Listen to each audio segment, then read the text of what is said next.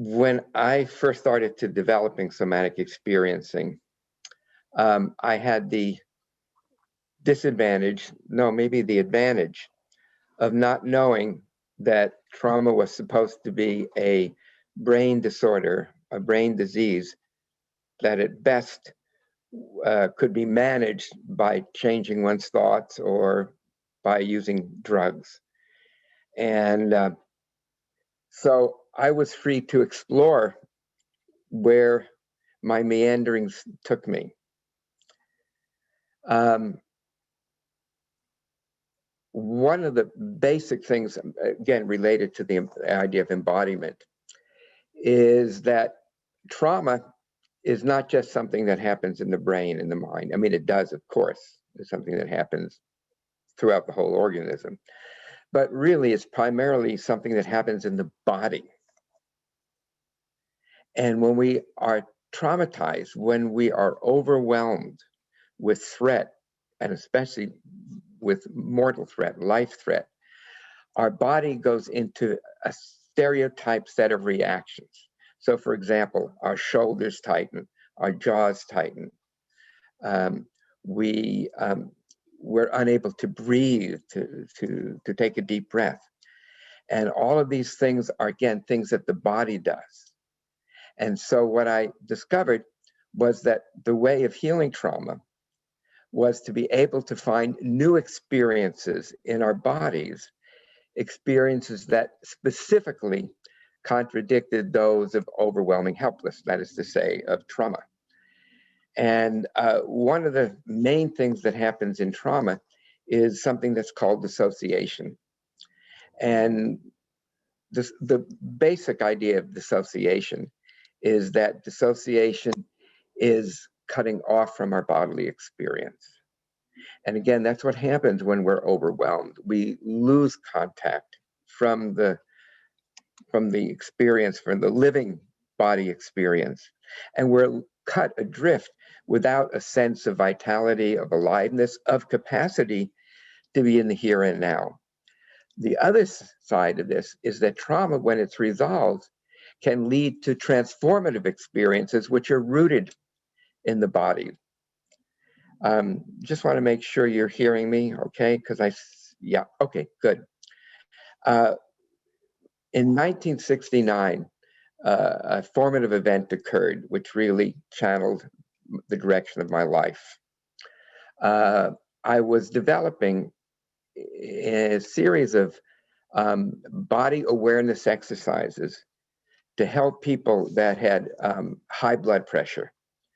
And I discovered by helping them learn how to release certain muscles in their jaw and their neck, that often their blood pressures would go like from 160 to normal, or sometimes even greater. And often this happened in 1 or 2 sessions, but sometimes it took more. Well, anyhow, a friend of mine, a very dear friend and colleague, Ed Jackson, he was a psychiatrist in Berkeley, and he asked me to see a patient.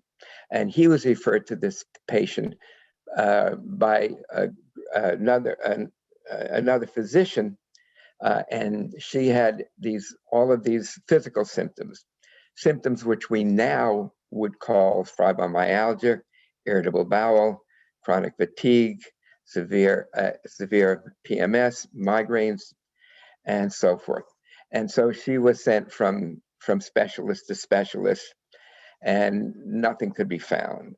So finally, they referred her to a psychiatrist, my friend Ed, and he tried her. At that time, if you can believe it, there was one antidepressant medication and one anti-anxiety medication.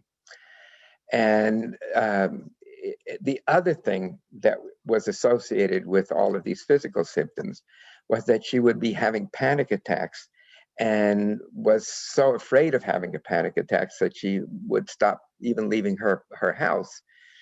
This is called agoraphobia. Yeah. And so they thought that at least if the medication would help reduce the anxiety, maybe she'd be able to get some of her life back, because her life was compressed to almost nothing. By the way, we'll call her Nancy. So anyhow, Ed thought that maybe some of these exercises that I was developing would be helpful, could be helpful. So she came in, and I could see from her carotid pulse, her pulse was about 120 beats a minute. She came in with her husband because she couldn't leave the house at all. And even with her husband, it was an ordeal. And I could see that both of them were so frightened you know, of her with her total need for him, and him for needing to take care of her so greatly.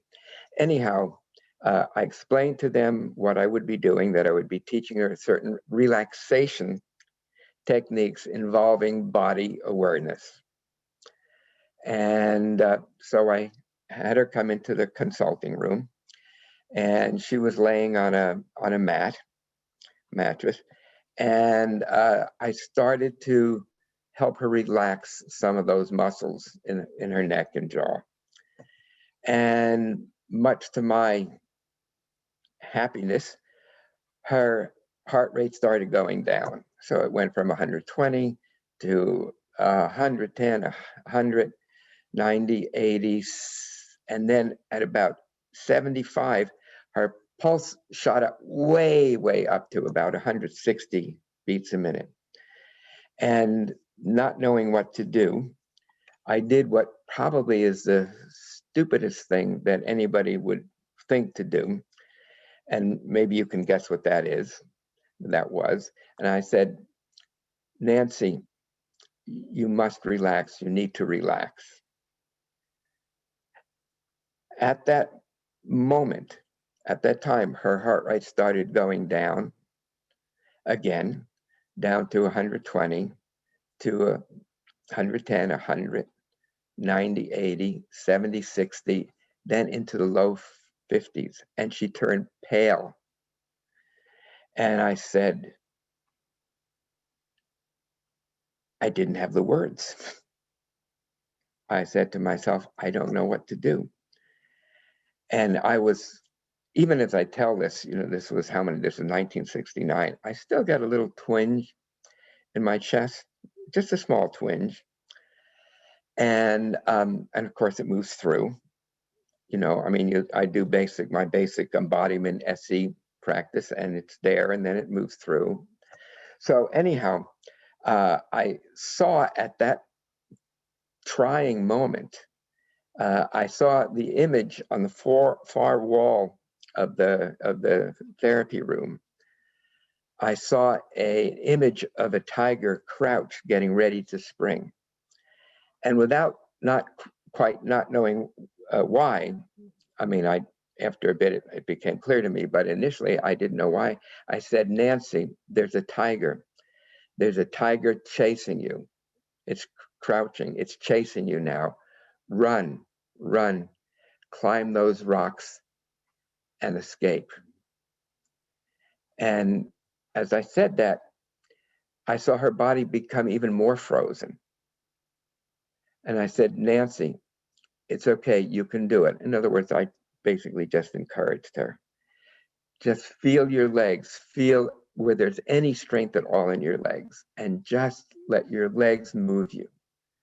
And then when you come to the rock wall, climb, sit on top, and escape. And so her body went through several cycles of gently shaking and trembling, and sometimes her fingers would turn blue cold. It's like she wasn't able to even get a breath. Then a spontaneous breath would occur, and the fingers would become warmer. Then the whiteness in her face started to change with waves of good, normal, healthy color. And this went on for about at least 30 minutes. And at the end of 30 or 40 minutes, I could see she was just profoundly relaxed. Her breath was even, her color was even. And she opened her eyes and she looked at me and she said, "Do you want to know what happened?" And I said, "Yes, I would definitely be curious about that." And she said, "When you told me to see the tiger and run from the tiger, at that point, I felt like I was dying. I felt like I wasn't going to survive." And she said to me, she said, "And then when you told me, when you said and gave me the encouragement, because I felt like I was dying and I was just saying in my mind, 'Doctor, don't let me die. Help me, don't let me die.'" But her words were so muted that again, I could barely hear the words. But again, after she started to experience this profound change in her bodily reaction, she offered the following. She said, "When you told me uh, to see the tiger, I could do that. When I started to run, my legs were like lead. It was like I was trying to run in mud. But finally, I could feel my legs gaining in strength. And then when I came to the wall, I could feel my hands reaching and pulling myself up rock by rock. And when I got up and looked down, I saw the tiger. And then the image of the tiger changed to seeing myself when I was 4 years old. And I was being held down by doctors and nurses while an ether mask was forced onto my face for a routine tonsillectomy. And she described what she was, and I asked her, "Well, what are you noticing now?" And she said, "It feels like I'm being held in warm, tingling waves." And this was something that I was to discover in working over the decades with literally thousands and thousands of people who were suffering from different kinds of trauma. And that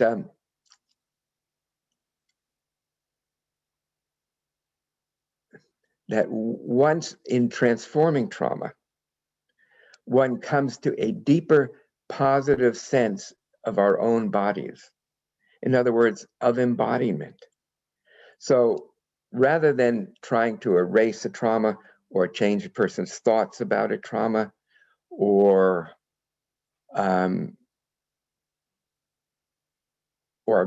just medicate trauma. By the way, I'm not against medication. For short term, some medication can be helpful. But it was really coming home to the body. And that was I think, the biggest discovery, although I didn't really have the words for it at that time, because I don't think even the term embodiment was even used. I don't even remember when exactly it was, started to become more well known. But anyhow, the fact that she transformed this experience into what maybe one could even call a spiritual experience, or even better, an embodied spiritual experience, really then channeled the rest of my life in continuing to work with trauma and basically to develop an approach that I could teach to students and to therapists, and that they could use with their clients. And so around that time, I started to give a seminar for a group of Berkeley therapists. I was living outside in what I call my treehouse, my Wildcat Canyon treehouse. And in working I tried to explain to them what I was doing, why I was doing it. And I would do that by demonstrating with them one at a time, and then trying to get the right words, the right metaphors to explain what was going on.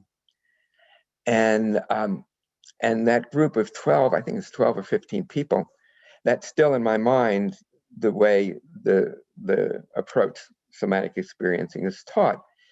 And when I was told that that was now being taught to 40 or 50,000 people worldwide, I just couldn't compress, couldn't understand how is that possible. And again, I think the reason that it was so central to embodiment, and I think that's what we are missing, not just because of trauma, but because of over-socialization and because of neglect and fear of having bodily experiences. So, so that was the basic idea. Now, there were two things that I also noticed with Nancy. Again, her heart rate was very high when we started, and as it came down, and then it shot up. That's the sympathetic nervous system. It's the branch of the nervous system that's involved in fight or flight. And when Nancy was held down by the nurses and doctors and the mask forced on her face, what she had experienced is that her body was frozen, that it couldn't do anything to escape, but her body wanted to escape. It needed to escape. And it needed to escape for 20 years until we had the session together when she was 24 years old. So I started to discover how many different things happen to us where we're threatened, where we're overwhelmed, but they don't unhappen. And also when her heart rate went very down, very, very low, and when she pleaded with me, locked her eyes into my eyes, "Doctor, I'm dying, don't let me die, help me, help me." That's what later Stephen Porges described as the shutdown system, the dorsal-vagal shutdown system. So there are three main systems that govern how we are in the world and how we experience ourselves in the world. One is the sympathetic fight or flight response.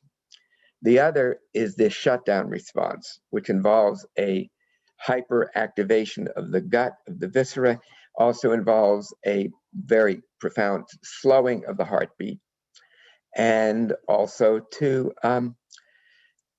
experience one's life was hanging in the balance. And so she was able to move out of that shutdown state into a more sympathetic response, and then bringing that down into equilibrium. Now, when she came to equilibrium, and when the thousands of people I've worked with come to equilibrium, another system comes online. So we have the fight or flight, we have the dorsal vagal shutdown system, and then another system described in Stephen Porges' polyvagal theory, what he calls social engagement system. And that's what, at the end of the session, when Nancy opened her eyes and looked at my eyes, not grabbing, but softly connecting with each other, that was the social engagement system. And again, the social engagement system is about having our bodies online, of being present, of being connected to ourselves, and also to be connected with others.